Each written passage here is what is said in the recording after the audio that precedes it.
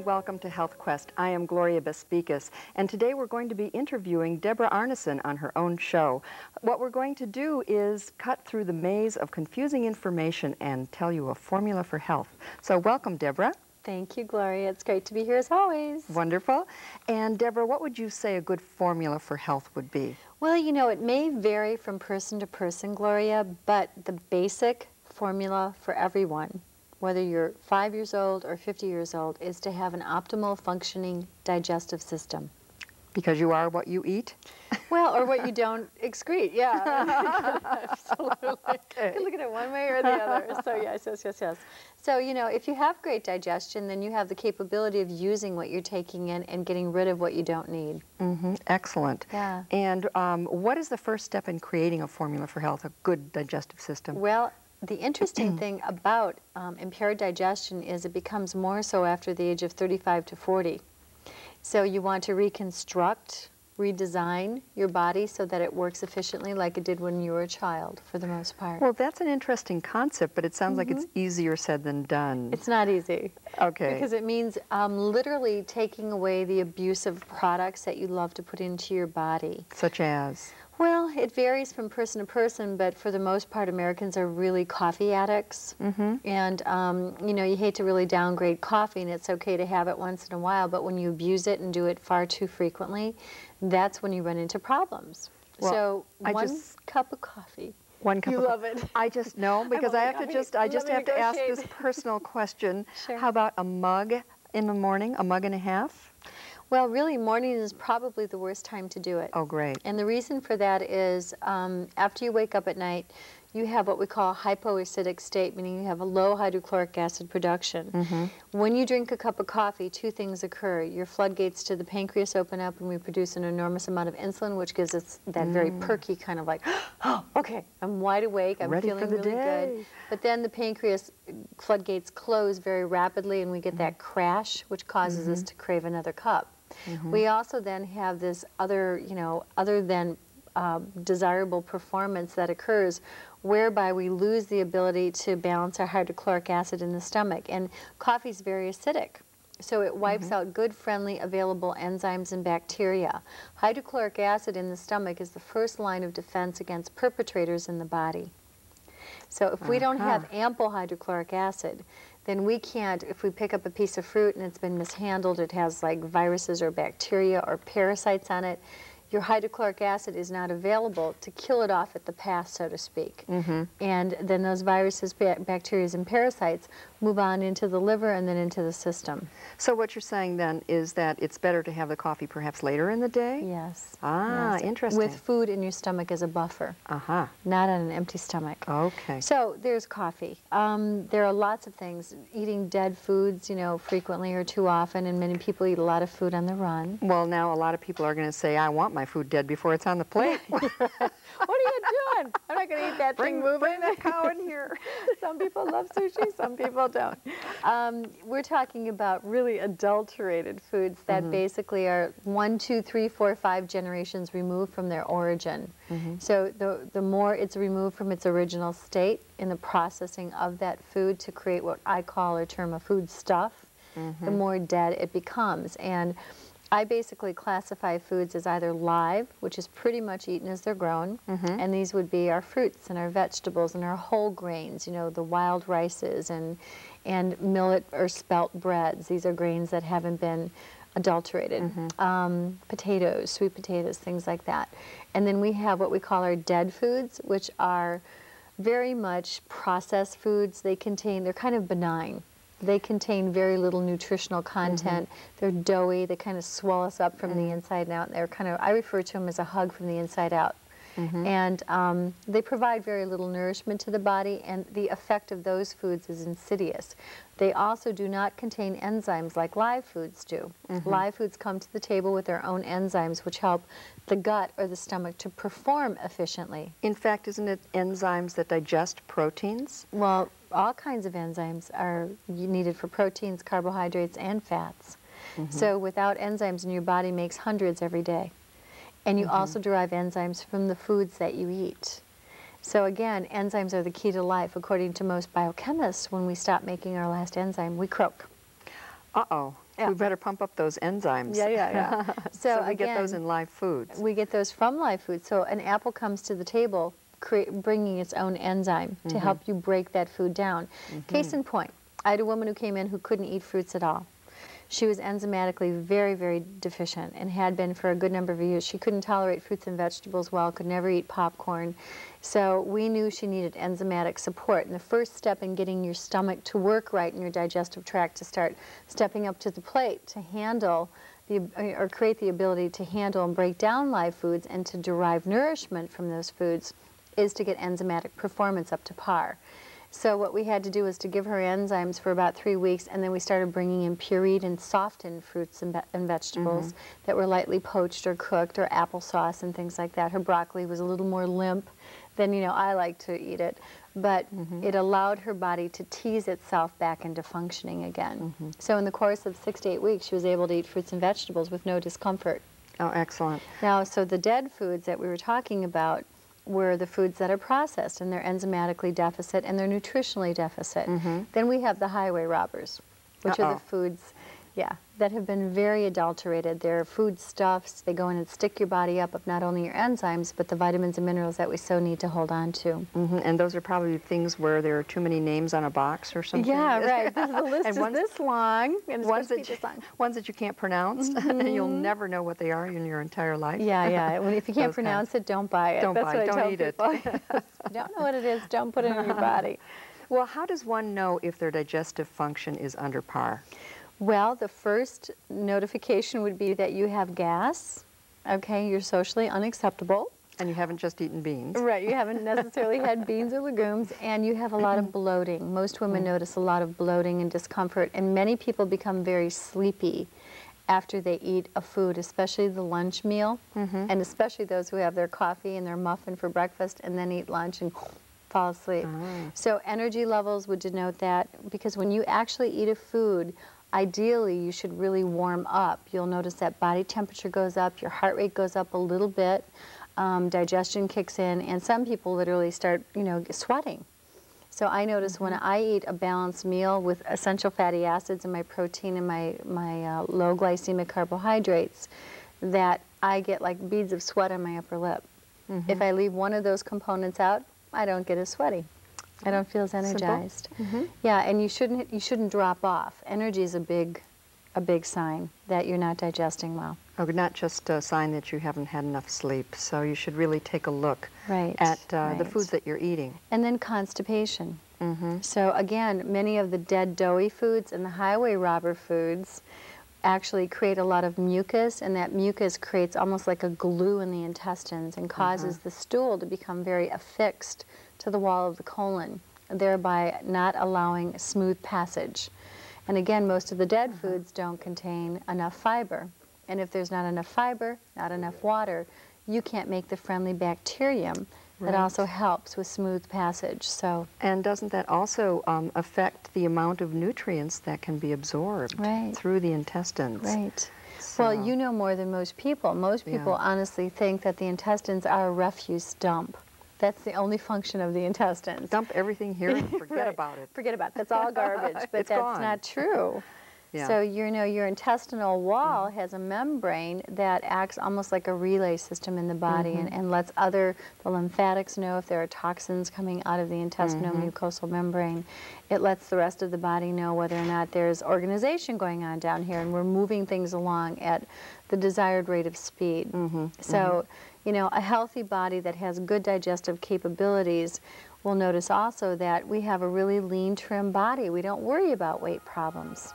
So, well, wonderful. And we'll be back in a few minutes just to talk about the digestive system and how it impacts our health, and to come up with a formula for health and cut through all the confusing information out there to make it simple. Stay with us.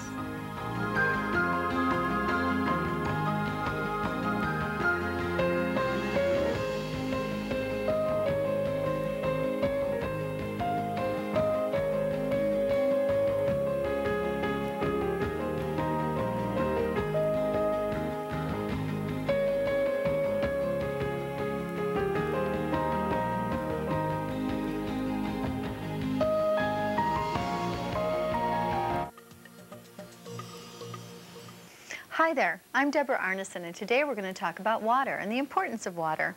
What is good for us, what is not so good for us? Well, first of all, tap water is probably killing you. Did you know that there are 18,000 water systems in this country alone that violate our safe drinking water laws? Because of this, we have over 900,000 illnesses that represent colds or flus every year that are in fact caused by the water you're choosing to drink. We have also over 100 deaths per year caused by the tap water locally.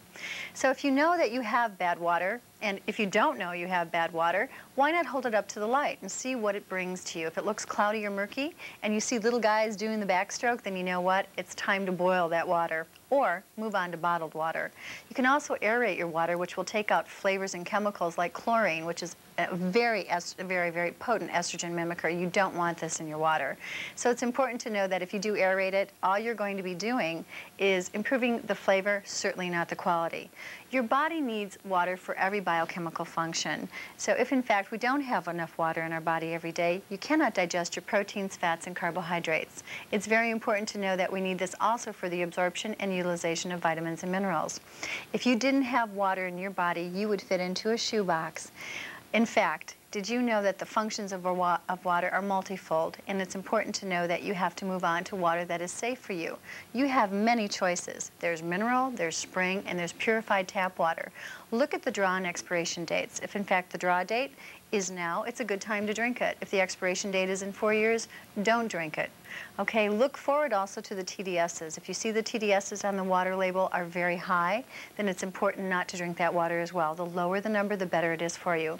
Remember, 50% of the deaths in this country are preventable, and they're caused by the lifestyle that you choose. So take your life into your own hands. Begin improving your life by drinking water.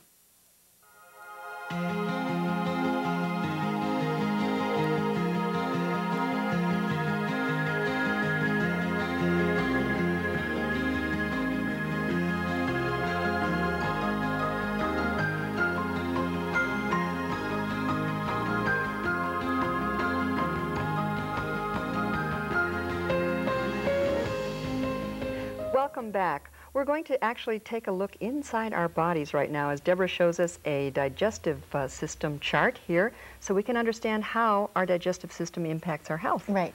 If we look here, Gloria, we have our stomach over here. This is where we mix and digest everything, and this is where most of our enzymes are performed, as well as in the liver. This big mushroom-looking guy over here is the liver.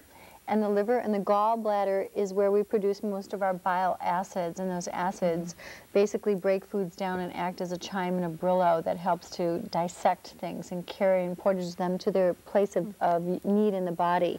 This is the pancreas that regulates insulin, and insulin is performed or produced when we eat foods. Depending on the amount of fat or fiber or sugar in the food, we produce more or less insulin. So controlling your weight depends a lot on insulin production. And then we have 22 feet of small intestine and about 5 to 6 feet of large intestine. 22 feet. It's pretty long. It all fits in here? Yes. That's amazing. It is said that if we were to take our GI tract and we were to splay it out flat, it would cover a tennis court. Isn't that astounding? That is amazing. So, you know what? Inside, housed within these little walls of the intestinal tract, we have finger-like projectiles, and they're called villi. And these little villi wave around like this, and they create friendly bacteria, providing that you give the body enough fiber and water. Again, and those are found primarily in live food choices. Now, I had a woman who came in today, and she said, well, I'm doing like, 6 cups of lettuce every day. And I said, you realize there isn't a lot of fiber in lettuce. And if you did 6 cups of vegetables, you would be getting approximately about 24 grams of fiber. 6 cups of lettuce may give you about 6. Now, and one would think that there would be a lot of fiber in lettuce. It's all water. It's all water. Oh, well, that's a good thing, too. That's helpful. But not if you're looking for fiber. If you need fiber, yeah, you want to go to the broccoli. So it's important to make sure that you're feeding your intestines what they need to keep you healthy. Something like 50 to 60% of all diseases start in the intestinal tract. Really? Because we have 60% of our lymph nodes surrounding the large intestine.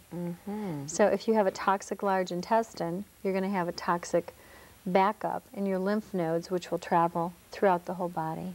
So the thing is to put as much fresh, whole, live food and lots of water in there to detoxify, to clean out the intestines and the kidneys. And the kidneys, Right. and begin to allow them to function more naturally. Right. And one thing, if I may add this too for our viewing audience, is to remember this. When you start to lose weight, say you start exercising or you decide that you're going to go on a weight loss protocol of some sort, a lot of people are doing the Atkins diet, you know, yada, yada, yada, all protein, especially all protein. It's very important to know that you must have a great deal of water. And there's a very simple formula, so get your pencils out, that you should know. You take your weight times 0.075, and that will give you the number of cups you need per day for your body size without exercise. Oh, really? Yes. I've never heard that before. Yes. Interesting. So, and coffee doesn't count. So juice doesn't count at all. So it's really important to get enough water in there. Because as you start to lose weight, your fat cells, which are big and fat and round, they're going to go, and they're going to squeeze nothing but toxins into the bloodstream. What will help they to make port that is, sound effect? you'll hear it all over your body. You'll be like, what was that? Oh my gosh, that was a fat cell squeezing out some toxins. Squeezing those toxins. Get those toxins out. Absolutely. I like that. I know, just these little visuals. So if you don't have fiber and water to help pull and bind these toxins, then they'll just recycle and recycle in the body. Oh, no. And make you sick, make you feel Oh. kind of cruddy. Yeah, we Yeah. don't want that. Well, let's talk about the effects of some other things that perhaps affect us more adversely than we think. What about alcohol? Alcohol is a problem. If taken in moderation, alcohol is fine. Now, what is moderation? Okay, according to most studies, we find that people who consume 1 glass 3 or 4 or 5 nights a week, that's not a problem as far as that being considered a moderate amount of alcohol. I consider moderate really no more than 2 or 3 days a week. A drink, ideally, each of those times, rather than 2 or 3 days a week, because that's 6 drinks. What alcohol does is multifactorial in the sense that it really does lower enzymatic production. Okay. Oh, it does. It releases an enormous amount of insulin because it's a pure sugar. So you end up doing this whole cascade of hormones because insulin is what I refer to as the matriarch of all hormones. And when she's being over-provoked or under-producing, then we have body fat storage going on. And all the other hormones in the endocrine system, which we talked about last week, are going to be subjected to an influx of too much insulin or not enough insulin. I see. And they're like little chickens in a hen house. They're all, "Bok, bok, bok, bok, bok, bok." They're all nervous and upset if insulin isn't being balanced and regulated. But beyond that, it's very, very, very alkaline. And that creates too much acid in the body. And too much acid is the perfect breeding ground in the body for bacteria, viruses, and parasites, which love to hunker down in the intestines. I see. That's their favorite breeding place because nobody's going to bother them there. Nobody's going to bother them. Nobody's going to bother them. They can just hide there forever. Especially if you're a little constipated and you don't move regularly. So now we have a perfect fermenting breeding ground. Sure. So alcohol creates that problem. And yet, isn't it said that a little wine with dinner can help the digestion? Especially red, not so much white. And if you do indulge in wines, I really strongly suggest our viewing audience consider imported wines. Imported? Yes, and why is rather that? than California. Rather than Sorry. California? Uh-oh. Yeah. Uh-oh. Yeah. Love those We're going to probably Californias. hear from the Well, the California wine. sulfites, you know, and they use so many more chemicals in California than, you know, Austrian and Spanish and Italian winemakers do. They use more natural methods of treatment, and really the European community in general has far more rigid controls over food production than we see. do in America. Okay.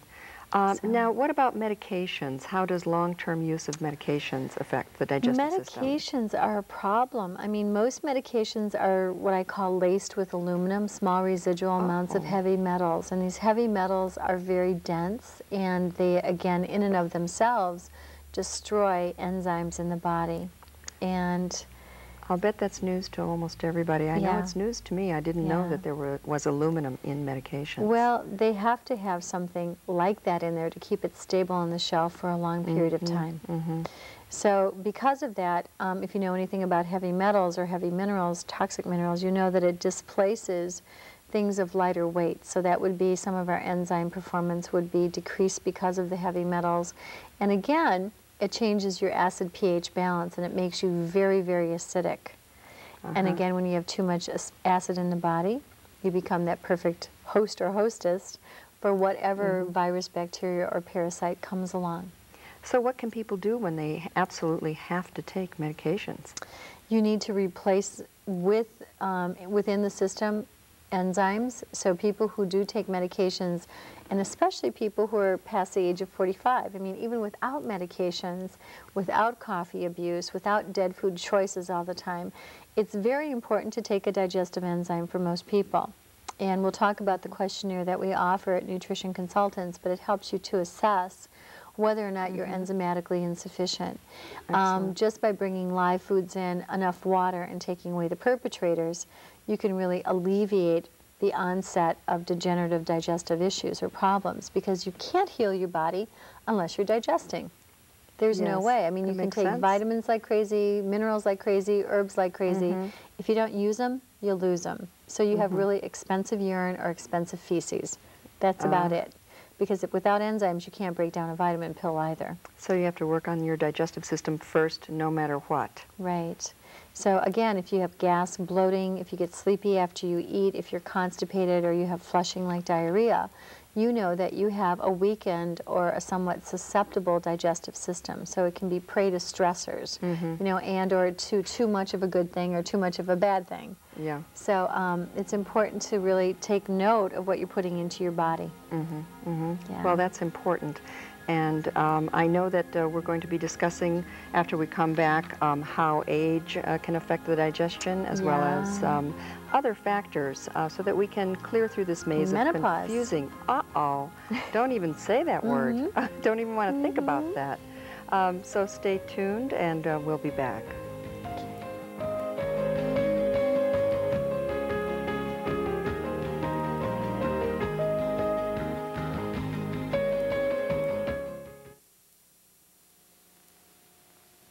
Hi there, I'm Deborah Arneson, and today we're going to talk about live versus dead foods. Remember when our moms told us to clean our plates and eat 3 squares a day and never ever skip breakfast? Well, there's been a lot of confusion since Mom told us that, hasn't there been?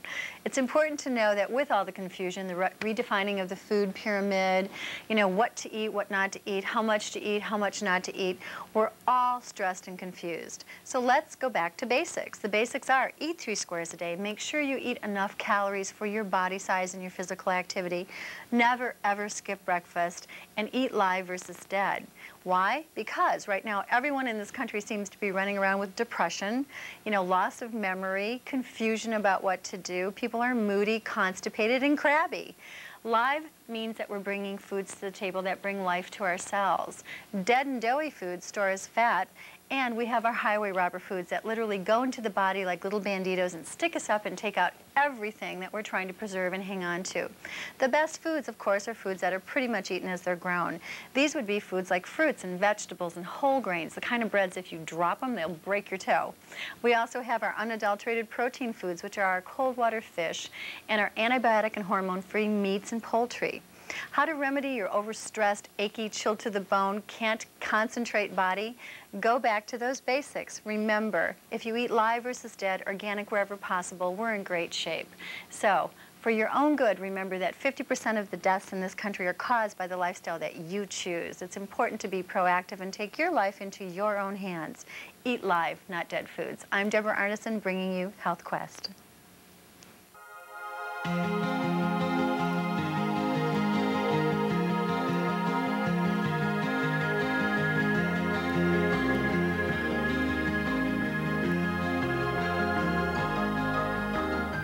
Welcome back. Deborah, how does age affect digestion? Well, it can be very problematic for some people as we age, but especially as we go into menopause, our entire biochemistry shifts quite a bit. If you've abused yourself, as I mentioned earlier, then you will age physiologically faster than you should. And again, if your enzymes are being performed and created in abundance, then you will have longevity and vitality for years to come. People who age rapidly have basically created a cellular oxidative kind of effect, which is like a cascade effect. They lose the ability to digest well. They don't bring in live, nourishing nutrients and enzymes into their system, and their cells die off sooner. But what's interesting, and I'll share this story with you, I had a young lady who came in to see me. Her mom brought her in, and she was 17 years old, and she was not digesting, had migraines every day, gas, constipation, bloating, terrible sebaceous acne, cognitive problems. She couldn't focus, really kind of ADD in school. Her grades were suffering because of it, and she had some high aspirations to go on to medical school.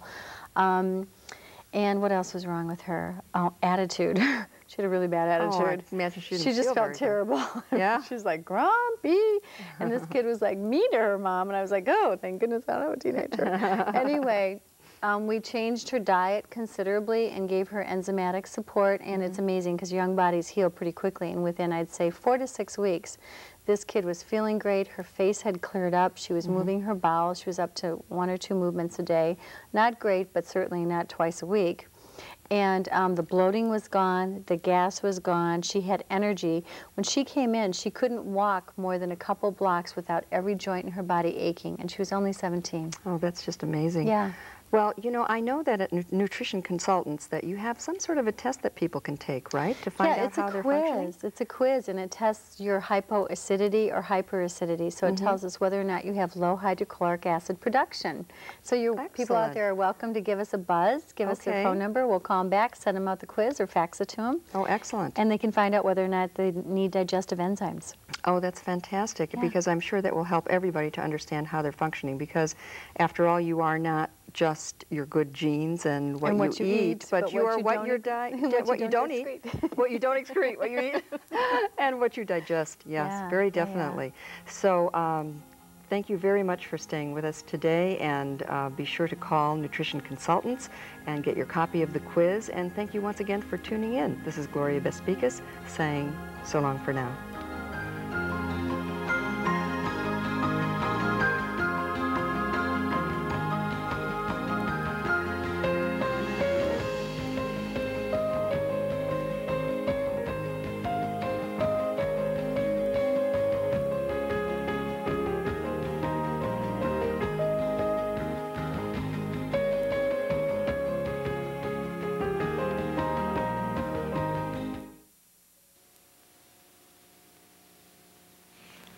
Hi there, I'm Deborah Arneson, clinical nutritionist, and today we're going to talk about the importance of vitamins and minerals and antioxidants. Should we take them? Should we not? Do we need them? Who really knows? Do they actually decrease aging and antioxidative stress to the body? You know what? Maybe we should listen to all the doctors out there and follow their advice and realize that we've been given a gene pool to draw from, and that's it. We're all going to live long and miserable lives. But I think not. Important thing here is to know that we have a saber-toothed tiger out there. It's called the environment that we live in. With food irradiation and thousands upon thousands of chemicals being dumped into our lakes, rivers, streams, and therefore our bodies every single day, we should be glowing in the dark at this point.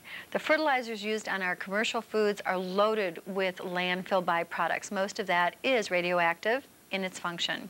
Remember that there are many needs for the body, and the reasons that we need to take vitamins and minerals are multifactorial. Many people smoke, they drink. We have way too much stress for the normal person. We also need to know that we have all kinds of additives and pesticides put into our food chain which are altering our body's ability to reproduce healthy new cells. At this point, looking at all that we know, we should probably all be glowing in the dark when we turn out the lights. So the functions of vitamins are to increase the body's ability to handle these oxidative stress factors, our lifestyles, and the foods and environmental toxins that are put in front of us without our knowing it every single day. The RDAs are another issue that we need to cover quickly. The RDAs are what I refer to as the ridiculous dietary allowances. It's important to know that they are a joke. They are based on 23-year-old white males who eat 3 squares a day.